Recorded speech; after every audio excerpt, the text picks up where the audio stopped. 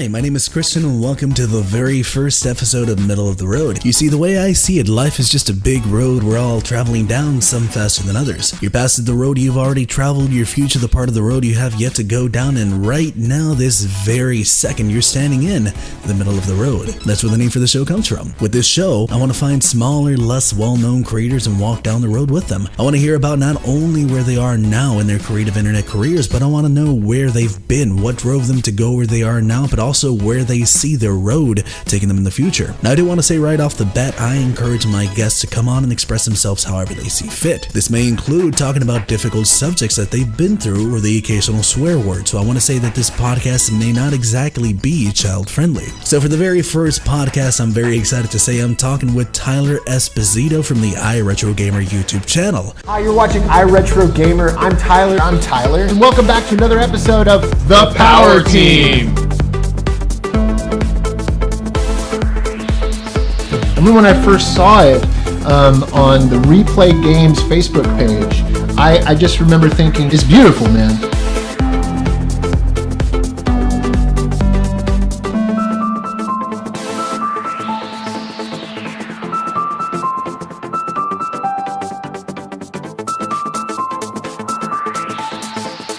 Ultraman! Little Ultra!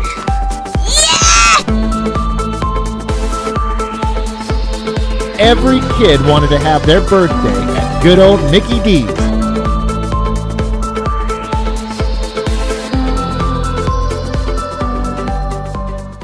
The arcade wasn't just the place where video games got their start. It was the place where I started with video games.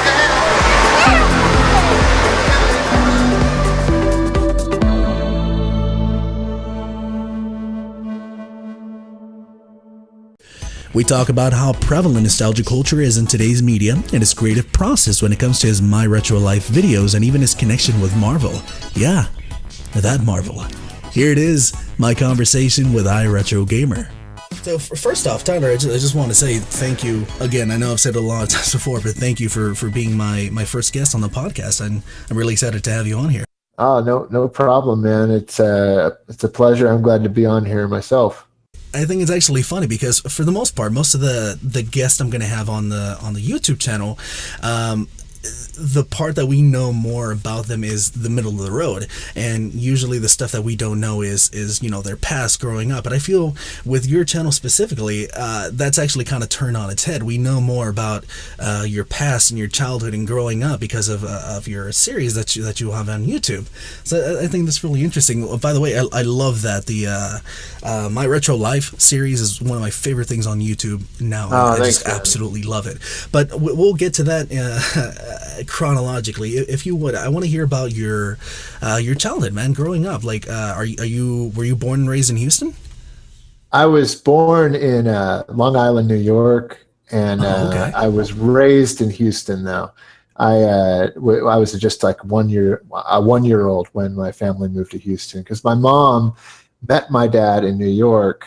That's where they met, and then got married, had a baby, and then they decided, okay, it's time to choose. Do we stay in New York and raise our kid, or do we move to Houston, where my mom was from? So they decided to go to Houston. Oh, okay. What do you think led to the decision to come over to Houston? Why not New York? New York is all fancy and extravagant and stuff. I think my dad, he'd lived in New York all his life, and I think he kind of was longing for in his life. And so New York, it's a little more crowded, it's not Manhattan, it was Long Island, but still a little more crowded, a little more, I guess he just was looking for a different pace, and they just felt like it'd be better to raise a kid in Houston. But I mean, honestly, growing up, I always wanted to live in New York. I thought New York was so cool. Yeah, you and everybody else, me included. I've always wanted to go to New York. So tell me, how was it growing up in Houston? Houston was just really hot, really humid. No, I mean, It was good. It was very, very suburban. I mean, I grew up in just typical suburban places and homes. We moved about 2 or 3 times around Houston when I was growing up, and then it was good. I mean, it was cool. I lived in a really cool neighborhood called New Territory, which was kind of like one of these early master plan communities, like in the early '90s. And so it was really cool. I had like a pool and community center, and so I had a good childhood, man. As I'm sure you know from the videos and everything. It was as we've all watched, absolutely. It was man. I mean, I look back and I'm like, man, it really was an awesome childhood.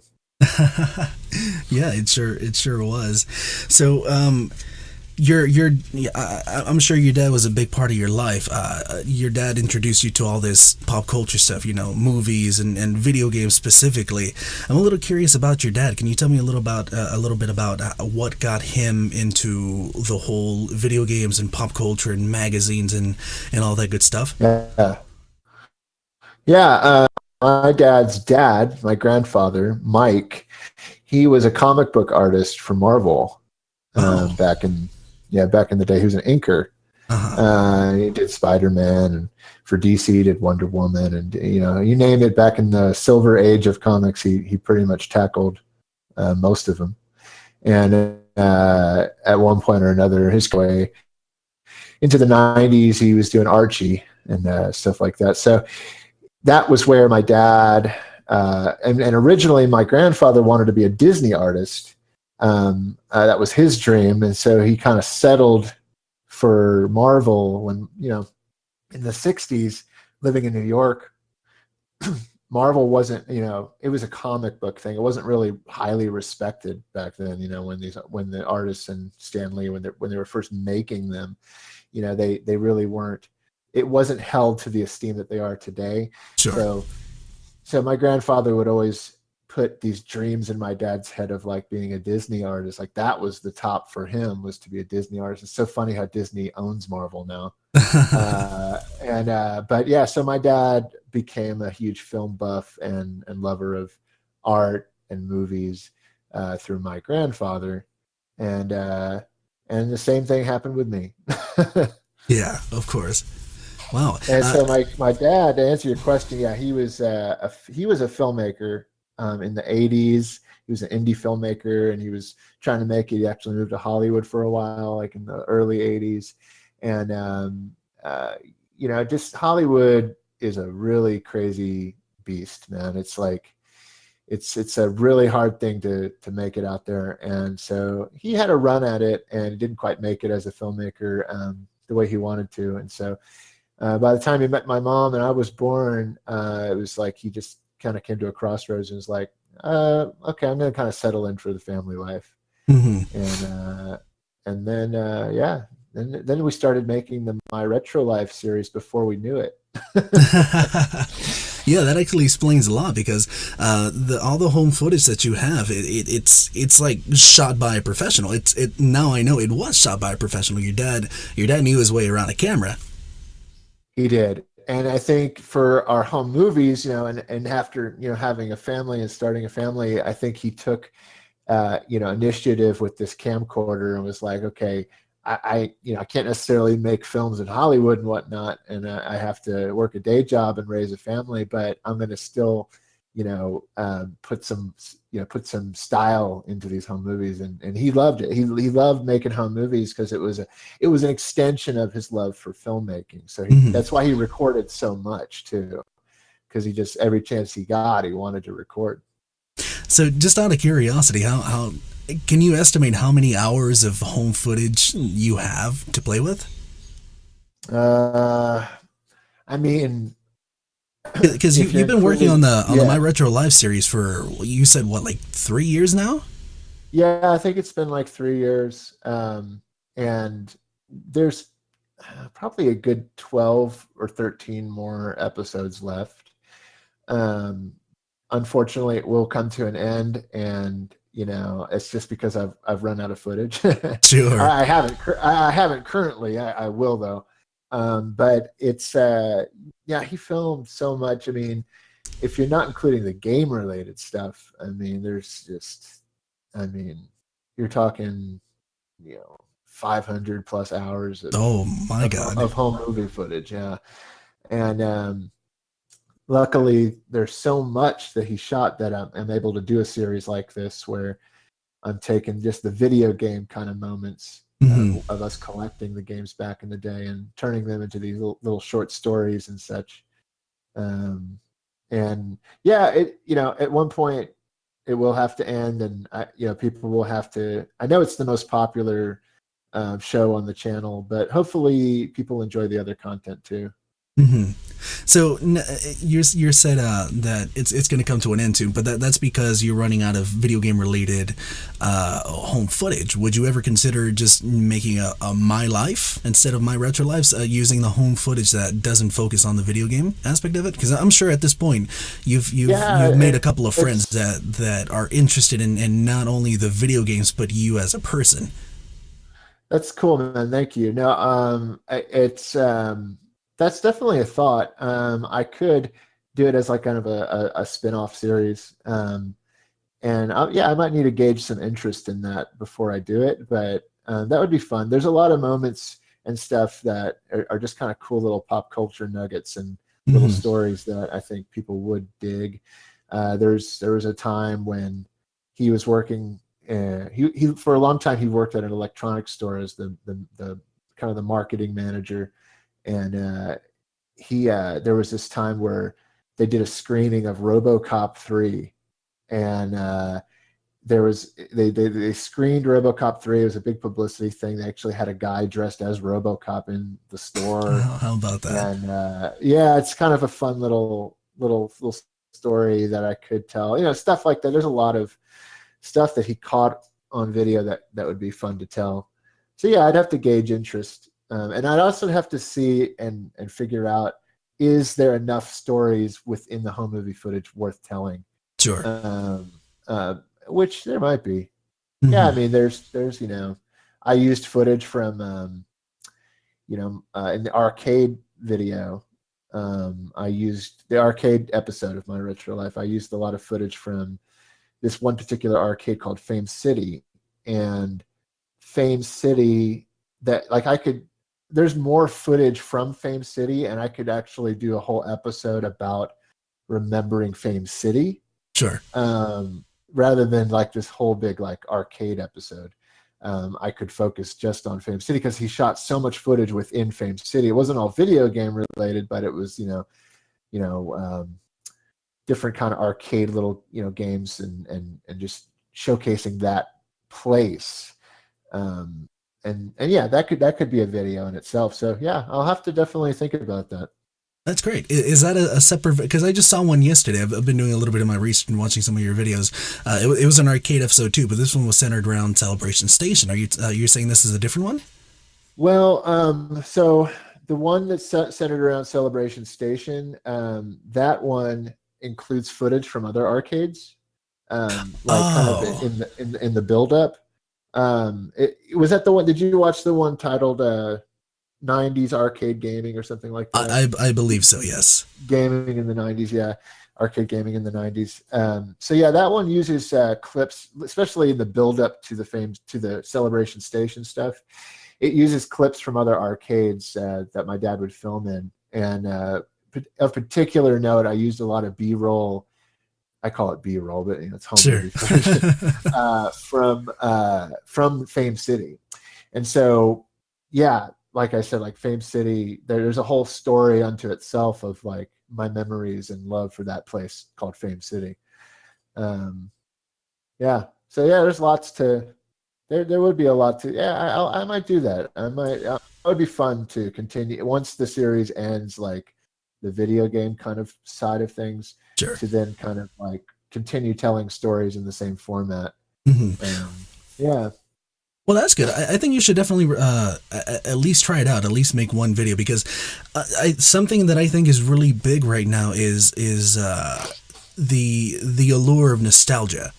A lot of stuff coming out now is going retro. Like for example, I always like to use Stranger Things as a prime example. I think a lot of the reason why Stranger Things, the Netflix show, was so popular, it's because it gives you that feeling of nostalgia. But absolutely, something that I've always wondered. Maybe it happens to other people. Other people can say in the comments, or maybe it just happens to me. But the aspect of feeling nostalgia for something that you haven't experienced. For example, I was a '90s baby. I was born in '93, but when I watch Yeah. stuff that is centered around like the '80s and sometimes even the '70s, or for example even your videos, like I feel nostalgia for stuff that I never experienced, which I think is a very odd thing how the human body works. Like I'll watch your videos and you going romping around the arcades and having birthday parties at McDonald's, and even though I never experienced that, I feel nostalgia for that. So I think Well, that's a big factor in why a My Life, I guess that's the title for the series now. A My Life would be really good I because like. people will see the home footage, and even though they never experience it, they'll feel that nostalgia, and nostalgia is a very big driving factor as to why people want to Yeah. watch things. Yeah, I think I've always been a nostalgic person. Even when I was a kid, just to give you a bigger picture as to like my like what makes me who I am. Like these home movies my dad would film. Even as a child, I would go back and watch. He would dub them on VHS tape, and I would go back and watch them. Like I would get nostalgic even as a kid for like our previous family outings and stuff. Like Wow. it's weird. I've always had this nostalgic like thing going through me, and so um, I think you say like you watch the videos and you're like you can feel nostalgic for it too, Yes. even though you didn't live it. I deliberately try just because I feel like I'm in touch with it and I'm very much in tune, especially the material, obviously, but Mm. also just that sense of nostalgia. So when I make the videos, it's my goal. It's my goal as the storyteller and the content creator to make whoever's watching feel nostalgic, regardless of because that's the way I like that feeling personally. I love the feeling of nostalgia, and I'm doing it for myself as much as I'm doing it for the audience.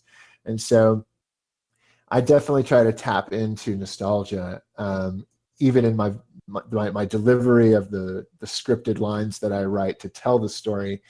I I make an attempt to tap into people's nostalgia, with the music I choose and the lines I say and stuff like that. And then it's just inherent in the video itself, like in the footage. But I think you know you can just watch something if it was just video footage and you wouldn't necessarily feel nostalgic, but there's something about you know I guess it's also because I'm shows like the Wonder Years and Mm. the Goldbergs, which is currently on TV, and those shows tap into nostalgia big time. So and many people have told me before that my retro life is like the Wonder Years of the retro community and that's like the highest compliment, honestly, because that's exactly what I was going for. Yeah, well, I gotta say, you are an absolute master. There's not a single video that I haven't watched where I don't feel that sense of nostalgia. But I gotta say, going back to that arcade video, our arcades in the '90s, the ending to that video, and I saw in the comments too, a lot of people felt the same way. Like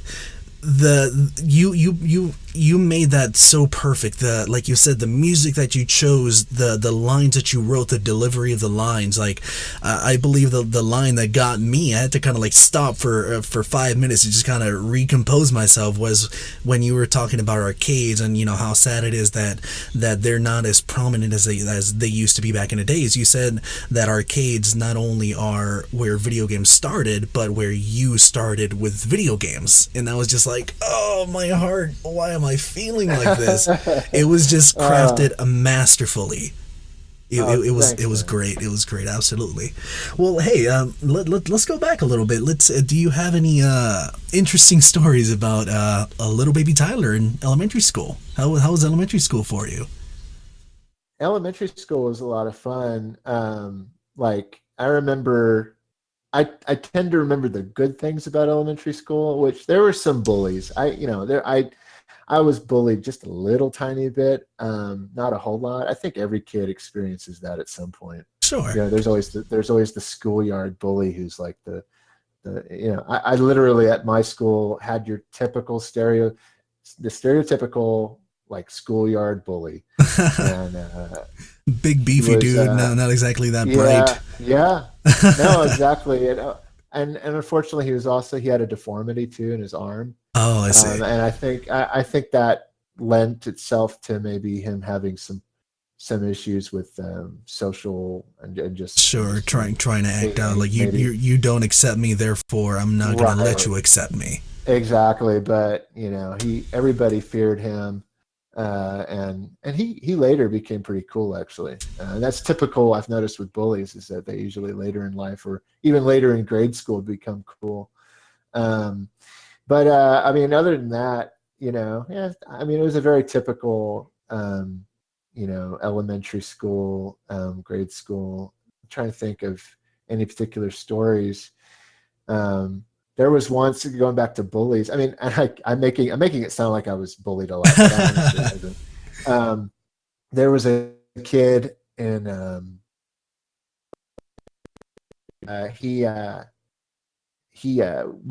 was me and this other kid, and we were going to get a drink from the water fountain, and he was in front of us though in line. And so his turn comes up, and he was a big, strong guy. And he, as a prank and just to act out, he literally rips the water fountain out of the wall. What? Like, yeah, I don't know. It was like a Hulk moment. Oh my God. It was crazy. He like leaves it there and like dusts his hands off and walks away. And I remember me and the other kid who were behind him, we looked at each other and we're like, oh my gosh, like, he just did that, and what just happened? And what are we gonna do? Like, do we have a responsibility to like tell the teachers who did this? And we don't want to get in trouble. We don't want to get blamed for it. So we ended up getting pulled aside by the teachers in this little teacher conference area, and we individually were interrogated about who did the prank, who did this, the vandalism. And we told because we didn't want to get in too much trouble. But now, after we told, it was the talk of the town, talk of the schoolyard, that we were the snitches and that this guy was going to kill us or something. Literally tear you in half. Yeah. I mean, he had a reputation. Obviously, he just ripped the water fountain out of the wall. So but the next day after this happens, we were going on a school field trip, and this guy is there. But this is like a perfect opportunity for him. We're thinking to ourselves, he's going to kill us. This is a perfect do something to us because we're out on this field trip, and he could get us a loan or something, And so we were fearful that whole time. And he, sure enough, he kept giving us these. He kept eyeing us like on the school bus to the field trip. I mean, yeah, all these different areas. He just kept looking at us like he was going to get us, and then nothing happened. He didn't do anything, and he was in tons of trouble, obviously for what had happened, and I'm sure he was getting a lot of grief at home too and stuff. I say this, it's funny to tell this story because he later actually was quite nice and a really cool person that opened up to me like later on in high school. We had this like moment where he really like kind of, I don't know, he just matured. He really matured through high school, and we like we got along really well like by senior year of high school.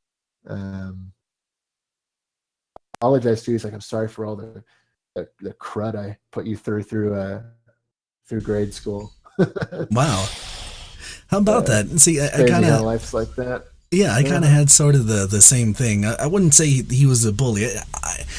I don't think I ever really had like a stereotypical bully. It was just people that weren't as nice to me as other people. And there was this one guy in high school who shall not be named for obvious reasons, but he would always he would just be very irritating, like come over and just be very physical, kind of punch you or push you and call you names and stuff. And actually, what was it? I think it was about a year ago. No, actually 2 years ago. He reached out to me through Facebook, and same thing. He was like, "Hey, I just wanted to apologize. Like, I know I was I was a jerk to you in high school, and I was just going through some stuff and this and that, Yeah. and he said, you don't have to take my apology. I understand if you don't, but I would feel better, apologizing to you. And back in the day, when he did that, I was still kind of a little resentful of him. So I said, I accept your apology, but I still don't want to talk to you. But then I remembered that was basically a jerk thing of me to do, and I reached out to him, and come to find out that the guy actually joined a Buddhist monastery here in Houston. Wow. So he went from a complete jerk to me to a Buddhist monk. Which Wow, that's it crazy. caught me completely off guard. He was like, "Yeah, I've been living here at this Buddhist, what do they call it, temple, Buddhist temple for the past 2 years, just working through my stuff. Like I came here once with like the intent to stay here 5 minutes, and I stayed Yeah. here 2 years. So Yeah. that's an interesting commonality. It is. So moving on to middle school, anything there? Anything there? Middle school was not great in a sense that I found it very hard, like school wise. I had a lot of trouble adjusting to the new, um, like 6 periods or 7 periods, however long it was, and Mm. the whole adjustment from elementary school, it wasn't good to me, and it just my grades kind of suffered like the first few years, and by eighth grade, I picked my grades back up, and we were good. But yeah, middle school, I don't really look back fondly on middle school. Um, in grade school, my favorite years were like first through fifth, and then like 11th and senior year. Like Okay, by so by high the end of school. high yeah, by the end of high school, I kind of like figured out who I was, kind of in a way. Like I felt comfortable in my own skin by junior year. I was kind of a kid who never really fit in anywhere. Like I um I tried doing like drama and theater, and I couldn't fit in with them because they were all very like into tech stuff and a lot of techies, and then people that love musicals and stuff. And I just wanted to act like in the movies. Like I wanted to do that sort of thing. But like I wasn't into musicals. I wasn't into technical theater. So I never fit in with the theater group. Um, yeah, pretty much any group tried to when you tried to fit into cliques and stuff, I couldn't really find my own um, throughout high school and stuff like that. So um, lots of good memories throughout grade school, but then lots of not too great ones either, to be honest. Yeah, that's usually how it is. So you said your favorite years were 11th and senior year. Why? Why were those your favorite years? I think by then you're feeling like you're starting to get towards you're feeling really confident, I think, in yourself, and then I had kind of a future game plan for my life too at that point, and you had all at that point you've made a lot of friends, and you've known some of this. I mean, some of these people I had been going to school since first grade. Some of these people I had known, so there was this real sense of like camaraderie, especially senior year, and getting close to the end of grade school. It's like, yeah, we all did this together. It's like Boy Meets World. Yes, If you exactly, ever watched exactly. that show. But it felt like, hey, we made it to the end of this road, and so yeah, I enjoyed that. I had a good run there at the end of high school. Yeah, I know It what you was, mean. it's It's like fun times. we've all been through this together. Like you're all coming out of this, battle torn and battle worn and stuff like that. Yeah, absolutely. So Yeah. you said that you had future plans for yourself. Did those plans actually pan out? Man, yeah, I mean, really, they have. I wanted to be a filmmaker, like my dad tried to be. Um, I, I do film production for a living now, and I am a filmmaker. So I, it might not be on a Hollywood scale, but I'm really not. That's not really my heart's desire anymore these days. I'm just, you know, happy doing the gigs and stuff that I do, and I work full time in video out here in Albuquerque now because I moved from Houston to Albuquerque Hmm. recently. So that's why you ended up moving for your job. Yes, for my job. And so, yeah, man, I and then on top of that, getting to do the content I do for iRetroGamer, and it's awesome, man. I mean, I may not be the biggest YouTuber name out there, but I get to go to conventions. I get to talk to people and meet people that love the channel and love the work. And I've been featured in uh, magazines and publications like Kotaku and stuff like that. So it's Oh really wow, really? yeah, huh? It's been I mean, I've been doing the channel for 5 years, and it's been a lot of fun because there's so much. It means so much. The content I'm creating. Dad, who was like my hero, he passed away in 2007. So it's been a very fulfilling thing to do this channel, and particularly the show. And having a daughter of my own now who's 3 years old, she's not going to grow up with my grandfather, and that's so sad to me because of how awesome my dad was and how great I know he would be as a grandfather with her. But with the show, producing the show, she gets to know who he was and know his character, and Mm-hmm. she gets to see how many lives. I mean, it's so cool. There's all the comments and all the people that have subscribed and just talked about how cool my dad was, and maybe even been touched by the videos and who he was. I get told all the time, like, your dad makes me want to be a better father and stuff like that. I mean, my Yeah. gosh. I mean, Wow. how incredible is that to have that kind of to hear that on a constant basis, and daughter and my future kids, um, yeah, this is who your grandpa was, and here's a really, you know great way to get to know him. Yeah, that's very interesting. I hadn't thought about that. That's a nice little tidbit there. So tell me, this is something I always enjoy hearing from other YouTubers and creators. Do you remember the first time that somebody recognized you from your YouTube channel or whatever? I'd like to hear that story. It was probably, let's see, it was probably at a convention. I think it was like probably the first convention I went to, Retropalooza Houston in 2016. Yeah. And that was the first time I think somebody came up to me. I was at my booth, my table. They give all the guests a booth and a table to like talk to people or sell things or stuff like that.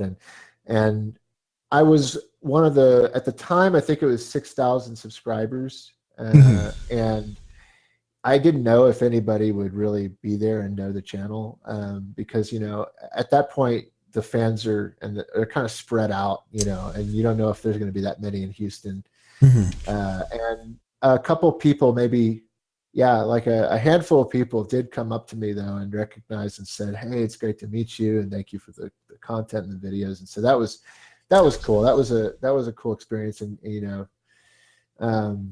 I mean, honestly, I'm not really I'm not really all about that. Like, it's I know that I try to be very careful about fame or notoriety that might come along, because there's so many things internally within yourself that you could trip up, and you get a big head about things and stuff like that. And I always want to remain humble. Like, I always want to be who I was raised to be and who I am with my friends. And I never want to become something I don't like. So I'm not actually like, I don't really want to be famous, basically. So Mm-hmm. I'm actually really cool with where the channel's at. So because it's not like a huge channel where everybody knows it. And at the same time, though, there are people that do know it and they really love it and are thankful for what's being produced. And I'm able to hear about like how these videos touch people and really help people. make people remember their favorites, where people are like, thank you so much. Your videos, this video made me remember my mom who passed away, and the Christmas that we had, and like, it's just like crazy when you're able to do something like that really touches somebody's life. It's the best, and it's the best. That's all I could ever ask for, is to be able to do that kind of stuff. Sure, that's very admirable. Not a lot of people have that mindset. A lot of people are just sent out for the fame, the money, or both. But it seems like your main driving point is to connect with people and make them feel that nostalgia that you feel for your own childhood. Absolutely, man. Great. So I kind of consider you an authority on classic games. I've seen a lot of your videos, and you have like this encyclopedic knowledge of a lot of systems, a lot of games, a lot of peripherals that I've never even heard of. So how did you build this encyclopedic knowledge up, apart from your dad? Like, was your dad a big part of it? He was. I mean, he fueled it, and he really like encouraged it. But I mean, it was largely myself too, just like taking the ball and rolling with it. Like, I at an early age, especially when we started collecting like Atari and stuff, I remember getting on my computer, the early days of the internet, like 96, when we first got internet, and I remember printing out online and making these little booklets. I remember printing out rarity guides and these like old, just like these old websites, that GeoCities and these old fan sites for Atari and Sega and stuff like that, and just printing out tons and tons of pages of rarity guides and articles and people's write-ups on games and such. And I would print them in a big book, and my dad would help me like bind it too.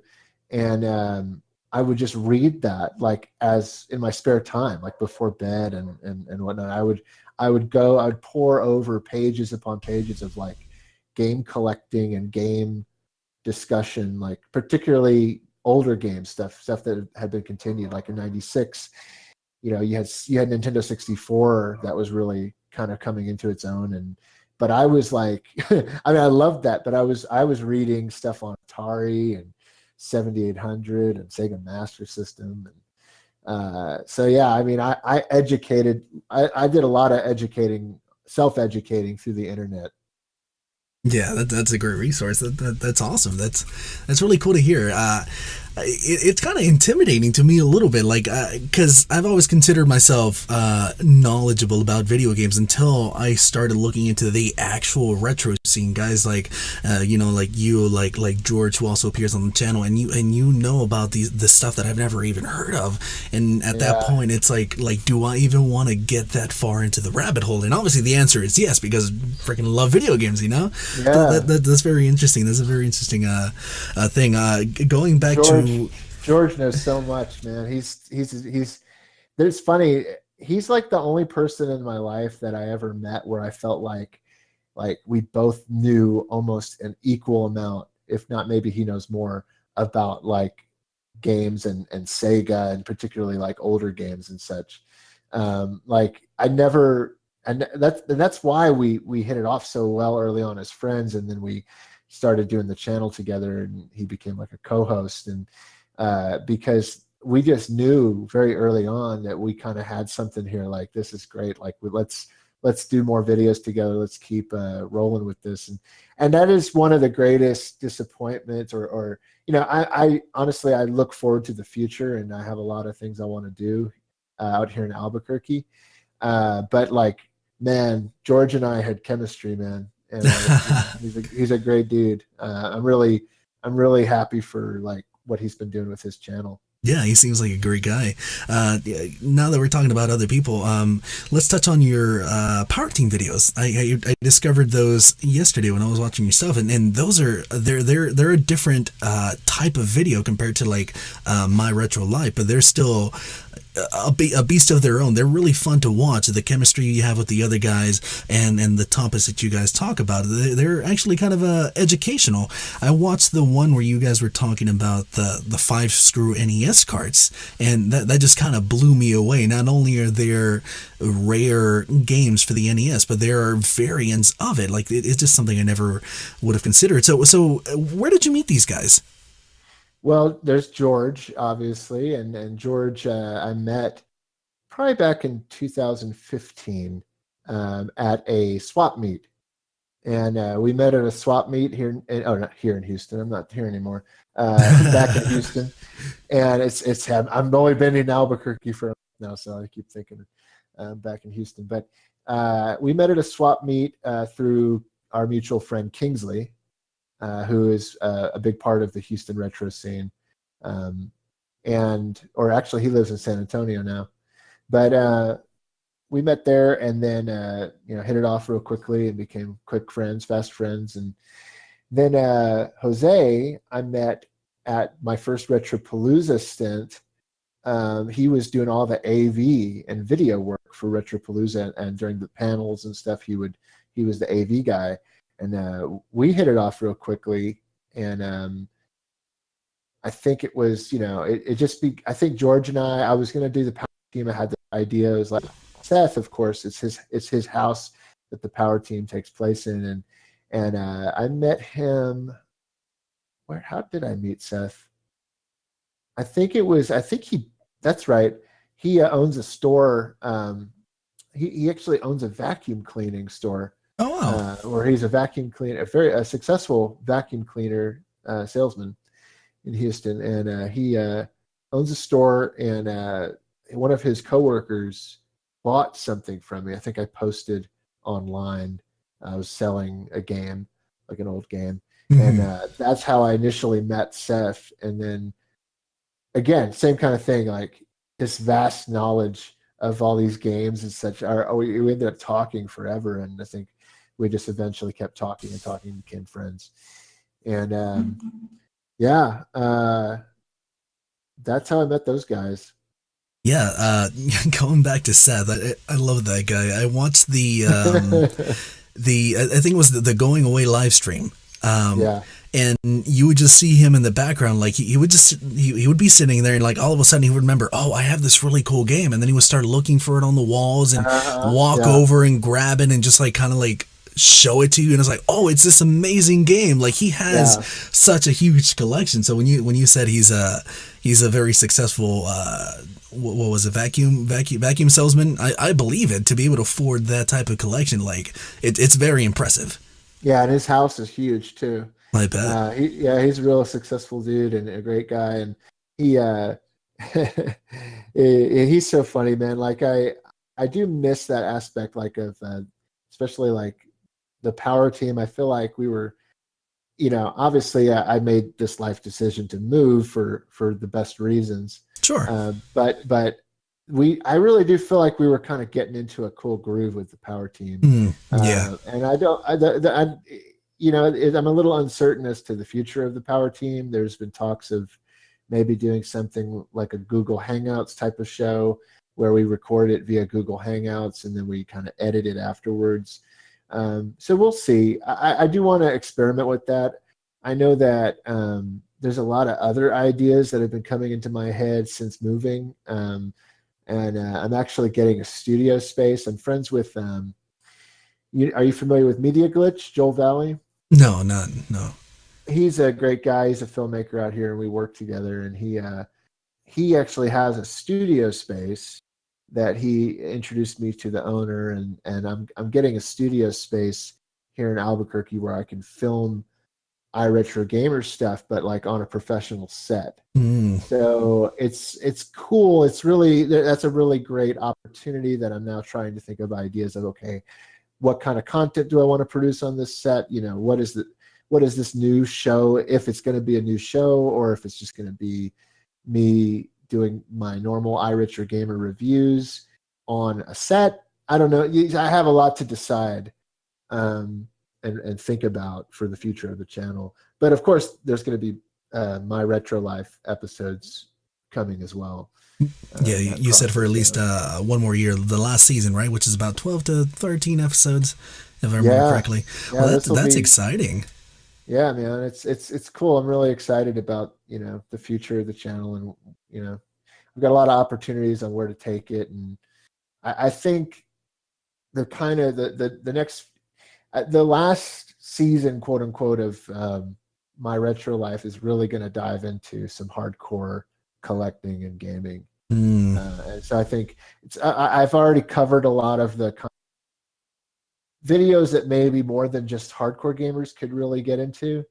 But now I'm kind of left with, okay, we're going to get into like Sega Saturn collecting, and we're going to get into Dreamcast and some other really cool stuff that's a little more for the people who like are a little more knowledgeable of collecting and retro gaming. Yeah. Sure.